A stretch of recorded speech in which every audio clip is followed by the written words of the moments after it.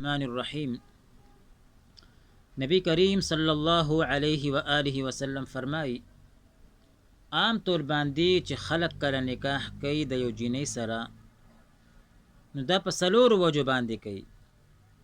یا خو دې لپاره نکاح کوي چې لمالها، دا جینۍ مالداره ده، ولجمالها، یا خو دې لپاره کوي چې دا جینۍ ښکلې ده، ولحسبها، او یا خو دې لپاره کوي چې د دې جینۍ خاندان اعلی دی، او یا خو په دې وجه باندې کوي چې ولدینها، دا دینداره ده.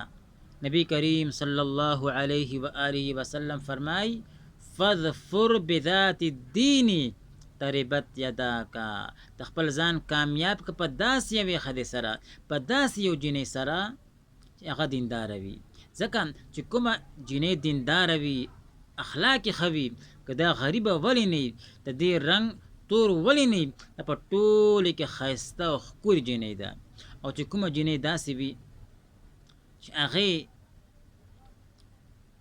اخلاق برابر نه وي، دین پکې نه وي، که دا ډېره مالداره وي، دا په ټولو کې بیکاره او بدرنګه ده. الله تبارک وتعالی دې موږ او تاسو ټول نیکان او دینداره جوړ کړي.